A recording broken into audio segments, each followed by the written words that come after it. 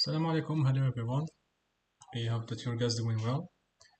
Uh, it has been like 1 year since I uploaded a tutorial on YouTube. Uh, well, I've come back with a new tutorial today. It's about a little trick that will help the presentation of your product renders. So let's just see preview of what we are going to do.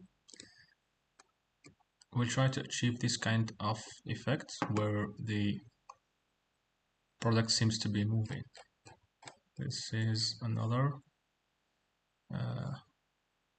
example of what we're going to achieve. This is a product presentation on my Behance. Okay, so let's jump into it. So there is actually two ways to do so. The first one is using animations. Well, I don't really like this approach, but you can do it this way. So I will try to save different keyframes. First one is when our object is in the middle, and I will put another keyframe where the object is in here, in the left, and the last one in the right.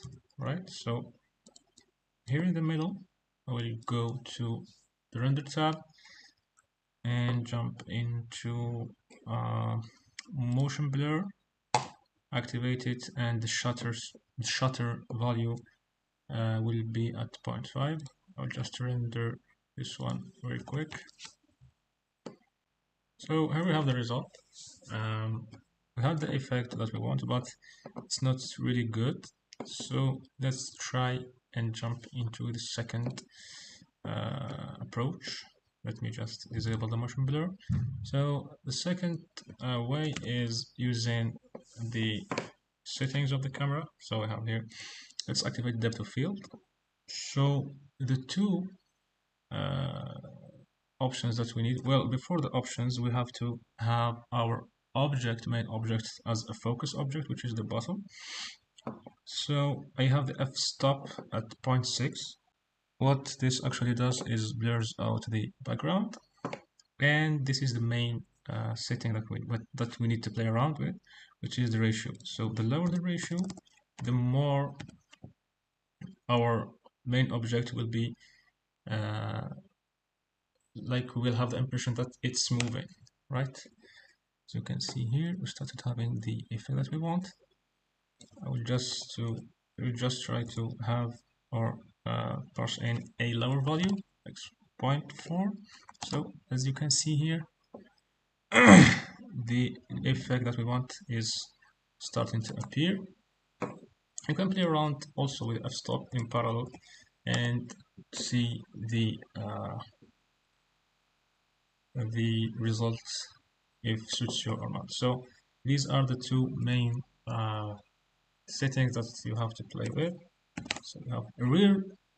So if we have a real low value like 0.01, see that it's a bit exaggerated right here, but it really depends on what you want.